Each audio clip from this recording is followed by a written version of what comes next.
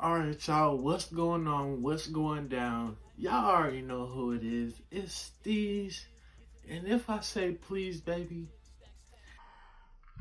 Got to get on your knees, and that's just the motto. I'm done.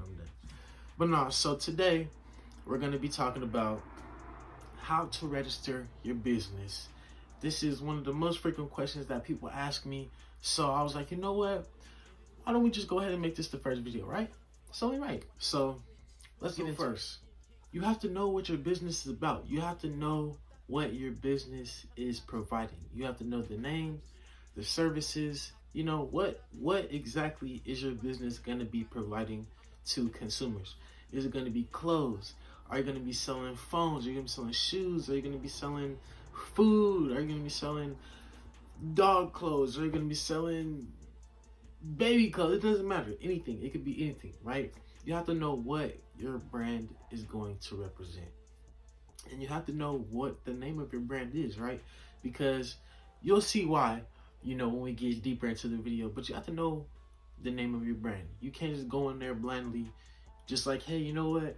I'm going to just do this and the name will come along. No, because down the road, when the legal aspects come into play, that can really eat you up and kill a business, really make or break a business. So those are the things that you need to know beforehand before we get into it. Just a few things that you're going to need when we're going into registering it. Now, some of these things you'll need while we're registering it, because you want to make sure that the name of your business is even available to you. So, such as P.O. Box, you can get your P.O. Box either before or after. I highly recommend it, because then your home address is going to be on the principal office address, I believe that's what it's called. And then when you're, you know, if you do have a website and you're shipping orders out and things like that, then your address is public at that point, and I don't think you want people to know where you live. But if you get your P.O. box after, then you'll be able to switch that information, and you won't have to worry about that. You don't have to pay to switch it or anything like that. So I do recommend to get that. Another thing is the email address. I highly recommend that as well, because you want to use everything when it comes to your business with your business email, right?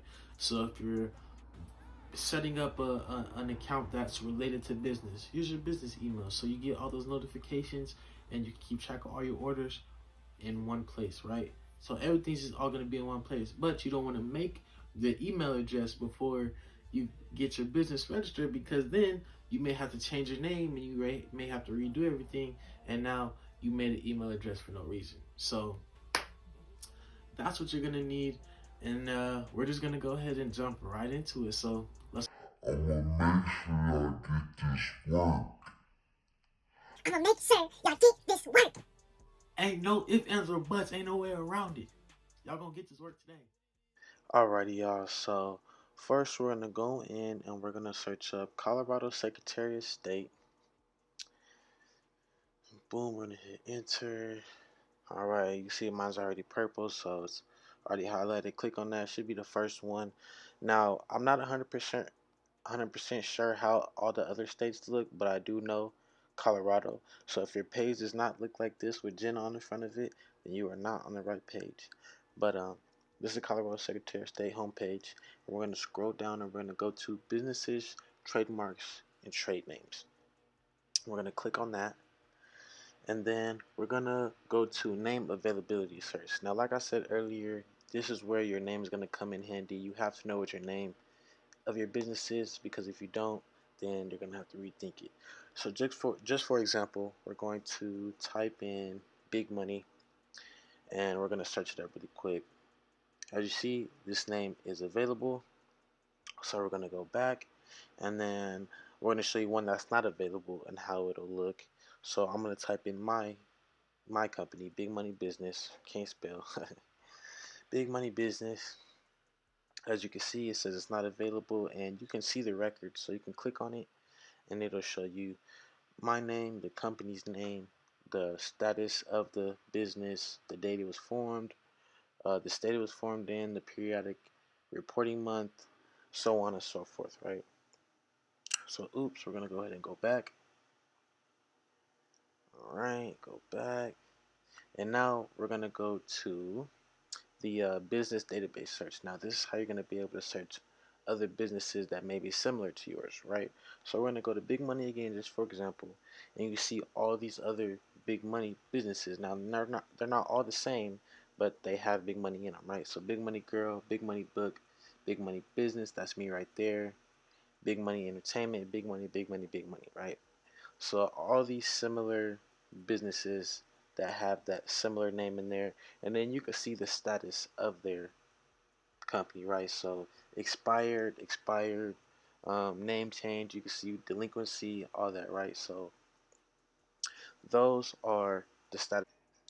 So those are the company statuses, and we're gonna go ahead and go on a little So bit when you see a about. company status that says expired, there's two reasons why that could happen, but usually the main reason is because all the members of the company made a unanimous decision to disband the company. When you see the status of a company that says delinquent, that usually means that company did not make their periodic report within the 4 months after their periodic month. Now, your company can be delinquent for about 400 days, but after that 400 day, on 401 days, your name can now be available to others. So just make sure that you keep up with your company and you keep it in good standing, because then business is business, and if somebody sees that you're making good headway or you got a good idea, swoop in under you and they want to grab it, they can legally, because you weren't on top of your legal business. That's why I stress y'all, the legal aspect is the most important, because that will kill you. So now you know what those statuses mean on a company, expired or delinquency. We're gonna go ahead and go back, and now we're gonna go ahead and actually, assuming that you know what the name of your company is gonna be. Now this is where you're gonna go ahead and type it in. So I kind of came up with just something right off the top of my head. Long live fairy tales. I kind of figured, I never really heard no business with that name, so I figured it would be available. So we're gonna go to name availability search, search it up, boom, that name is available. So you're gonna go ahead and click here, and this is where you're going to file a form for either LLC, LLP, whatever you want to do. Now I advise LLC. I highly recommend it just because there's more advantages, and it's pretty much just a lot easier to hone in on a company that's a LLC rather than anything else. So I'm gonna explain to you guys why an LLC is kind of A better than few anything. quick reasons on why a LLC is pretty much better to use, especially when you're starting up. For one, when it comes to getting sued or anything like that, your LLC is its own entity. So, in the eyes of the government, my company, Big Money Business, is its own person. That's why I said that tax ID number.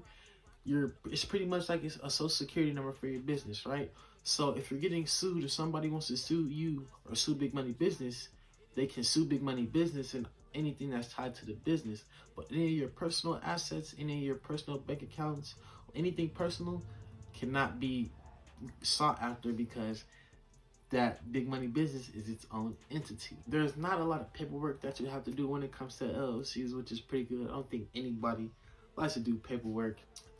There's a lot of tax advantages that come with it. It's a lot easier. It's just a whole lot easier with the LLC. So that's why I say get your LLC and save your butt in the long run. So Alrighty, so now we're gonna actually be able to enter the name exactly how you want it. So if you had a capital L, lowercase L, capital F, the R lowercase, any in it, in everything exactly how you want it, that's how you're gonna enter it.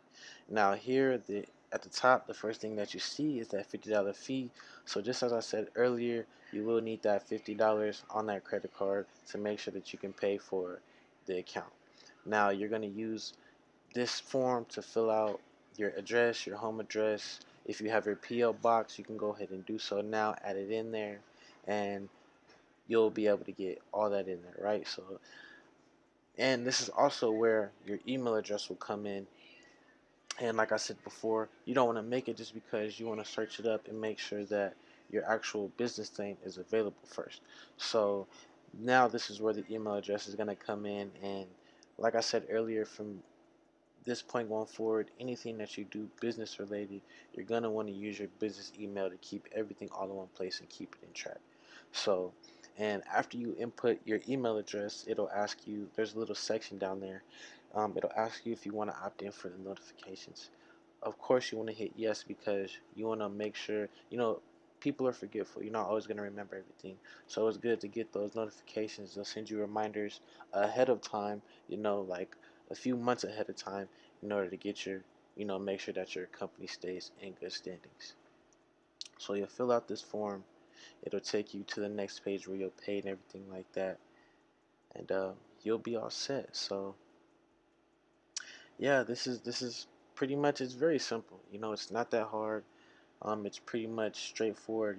Just filling out this form, making sure every field that's starred is filled in correctly, and like I said, you'll be all set. So All right, y'all. So once you're finished putting your email address, filling out those forms, putting in your address and everything like that, make sure you opt in to get those notifications, and then it'll take you to a payments page where you can add in your credit card or however whatever form of payment you're gonna use, and you have to pay that $50 fee. I'm not 100% sure how much it costs in other states, but I know it does vary between either $15 or $400 to register a business, just depending on the state. Pay that $50 fee, and then they'll send you a confirmation email. I'll show you kind of what it looks like, what it should look like, and then you'll get that email. That email will have your tax ID number in there, and then that's pretty much the social security number for your business. So you'll be able to use that tax ID number to go get a business account at your bank, personal checking account. Now you can open a business checking account, and that way, again, that keeps track of all your business transactions and things like that to help you when you're doing your taxes in the future. Thank you guys for watching the first video on how to register your business. Now, you're official. You're official now. Yes, sir. Give yourself a round of applause. You did it. I keep trying to tell people, when you're doing business, all you have to do is do it. A lot of the times you're thinking about it. You've made the perfect plan.